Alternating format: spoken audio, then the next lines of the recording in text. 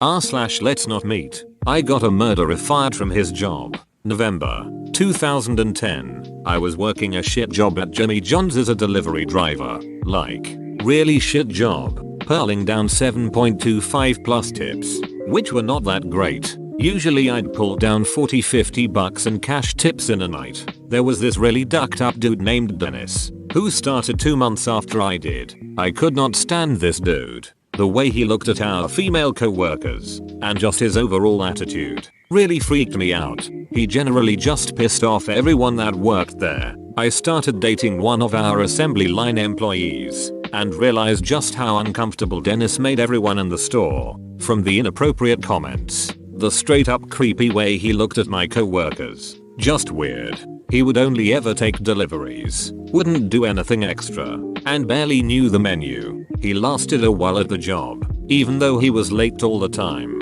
and his tickets were always short, like $20-30 short every day. February 2011. Still working there. I was living with my then roommate, and he had just lost his job. His car was reliable, and I trusted him not to duck me over. So I went up to our general manager, "Hey, so I know the schedule is full, but my roommate really needs a job. Otherwise we are getting kicked out of our place." Not entirely true, but I was selling it. And I know that Dennis doesn't exactly get along. GM, I'm writing the schedule tomorrow. I'll lower his hours way down, and we'll see what he does. Honestly, that's how easy it was. Awesome. My best friend might be getting a job, and I'll get to see way less of Freak Show. Win-win. Schedule gets put out, and Dennis is on the worst shifts I've ever seen. 3 hours a day, just before closing. Went from 25 plus hours a week to 12 hours. After about 3 shifts, Dennis starts realizing just how ducked he's getting. No one tips at night. It's a horrible shift, and he had to close. He comes in the next day, when he's not scheduled, and freaks out on the general manager. GM is not having any of his shit. No one likes him anyways. Tells him to leave before he dials 911. Dennis leaves peacefully, and GM looks at me, says call your buddy. We've been a man short for a week. I make the call. Roommate shows up and he's hired on the spot. Just legal shit to work out. Starts in 2 days. Awesome.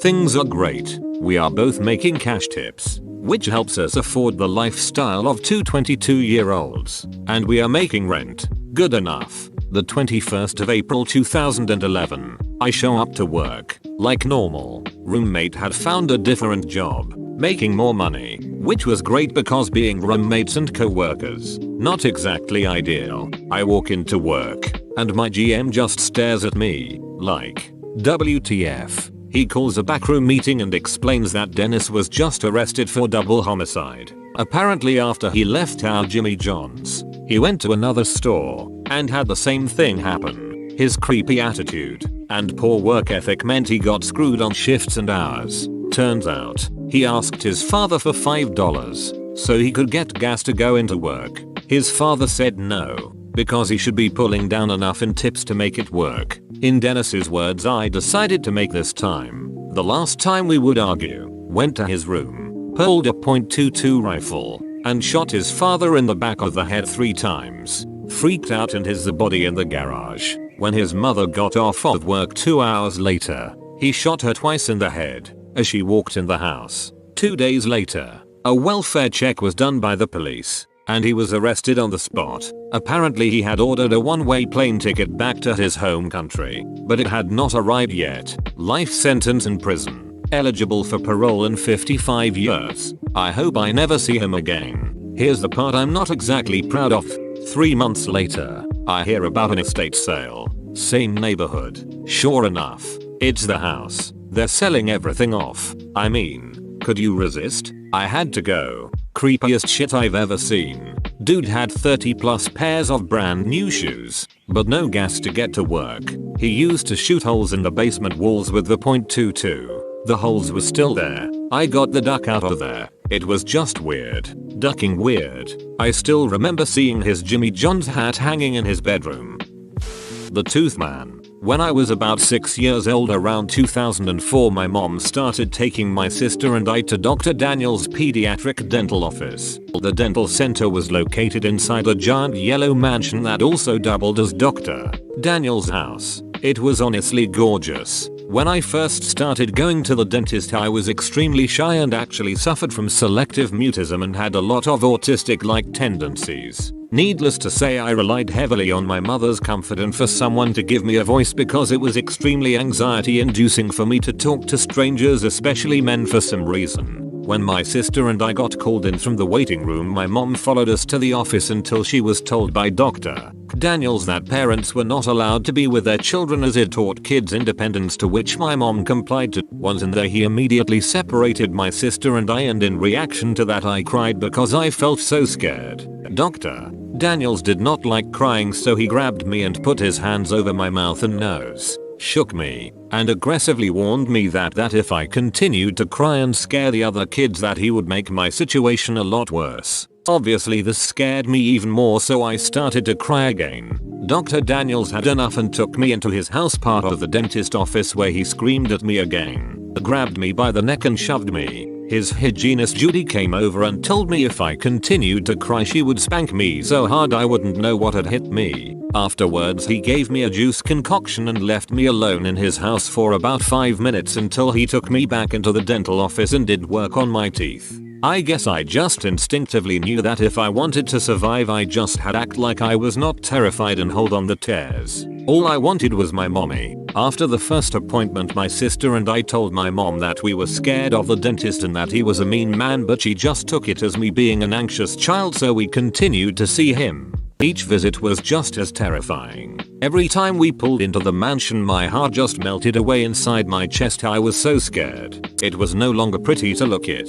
Every time we went to the dentist, Dr. Daniels, or the tooth man as he called himself, always had us have heavy dental work procedures done. We had seals done on several baby teeth and plenty of teeth removed, some with his fingers, with no regards to pain level at all. And often when having a tooth removal or seals done, your mouth had to be opened up with a retractor, like this. He would leave us there with the retractor on for about 45 minutes or so before he came to work on our teeth. Sometimes he would eat his lunch while we sat there with our mouth open. Probably one of the worst pains I have ever felt in my life. I remember one time when I was about in 3rd grade, I had been leaned down in the chair waiting with the retractor on for an hour. I was in so much pain I couldn't take it. I sat up on the chair and tried to scream and cry as loud as I could. Dr. Daniels came rushing over, angry as could be, took my retractors off and then took me back into his house part again, where he screamed at me for being a big baby and scaring all the other kids. I was so sad in myself because I hadn't cried in so long. He then took me back to the dental chair and then pinned me down to my seat in a straitjacket.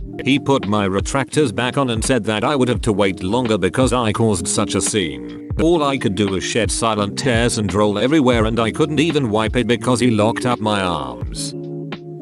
Afterwards, my mouth would become so swollen and filled with rashes. It hurt to talk for days. It would leave bruises and swells as soon as I left his chair. He would often tell my mother I was a difficult patient if I so much as winced at his torture. Once he removed 6 of my teeth at once and I could barely eat. While he ripped out teeth, he would often sing songs. It was so Sweeney Todd-like. When I was in 7th grade, I started getting some new braces and we started seeing an orthodontist. Not long after that, we stopped seeing Dr. Dan and started seeing a new dentist who was actually nice. I had never known that getting your teeth cleaned didn't have to feel like going through a saw trap. I think my mom took us out of Dr. Dan's practice when the orthodontist looked at our dental records and saw a lot of unnecessary procedures being done on our mouths. Not long ago, I was having a conversation with a friend about our childhood fears and instantly my mind went to the tooth man. Curious, I googled him to see what had happened to him, and to my happiness the practice was shut down. Also left under his name was a Yelp page that was still left up. The page was filled with numerous 1-star reviews from former patients that were once abused as kids in his office, using the page as an outlet to express their trauma. I started to cry because their experiences were so close and some identical as to what I went through when I was a kid. It was so sad, but at the same time really validating to know that I was not alone. A lot of the procedures we went through were just a scam for him to collect money off our parents' insurance. And now that I think about it, he probably was so adamant on us not crying and screaming for help because he didn't want parents to hear and come and see what was going on. I shake thinking about this. I really pray that he hasn't opened up another practice somewhere else. I know it's hard not to blame parents in this situation, but the truth is this man was a swift abuser. For every bruise and swell we had, he would have dental explanations that would make the parents feel stupid for asking. He was an authority figure. I don't blame my mom for not believing us. She knew he was firm but probably thought we were confusing firmness with meanness. To be honest, even writing this, the torture was so wild it actually sounds made up. She eventually did come around. She's not alone, as there were hundreds and hundreds of parents that were duped and deceived by him. To Dr. Dan, please never let us meet again, and to any parent reading this, if you are ever told to not go in with your child to an appointment, something's really not right. The creep who followed 10-year-old me home from school. LNM. Okay, so, not too long of a story. This is my first ever post on Reddit, but I just hope it fits here. I'm 18 now, but a story from when I was 10 recently resurfaced. I went to a small school. There were 8 girls in my class. It was a bit chilly out, so none of them wanted to hang out after school, which was the usual plan on Fridays, as there was an ice cream shop about a 15-minute walk from the school. However, my best friend stepped up and we agreed to go alone. There were no problems at first. The town is small, friendly, clean, and our parents gave us permission to go even though it was just us two. It wasn't long until we noticed a white van trailing behind us. I distinctly remember being told to avoid white vans at a young age, and so I grew up terribly afraid of them. My friend and I laughed, because we noticed it the exact moment I told her I was afraid of them. But we picked up the pace, so did the van. We didn't want to seem like scaredy cats, so we stopped, so did the van. We began, along with the van, to inch forward, but eventually the van picked up speed and came ever closer to us. It was terrifying. I grabbed my friend's wrist and, with a painful smile, told her to go along with it. I held her hand and walked up to the front door of the nearest house. I fiddled in my purse for a non-existent key as carried on an equally non-existent conversation. The van stopped right in front of us, and the scruffy man driving it rolled down his window and stared at us. Just then, my friend's mom drove up and asked us if we wanted a ride. The van immediately sped off. We didn't tell the mom what happened right away. We took it lightheartedly, but as someone who grew up afraid of kidnappings, it was terrifying. Whoa, you made it to the end? You're a ducking beast. I'll cut you a deal. Smash like and subscribe for more curated content. It's free and that's a great price.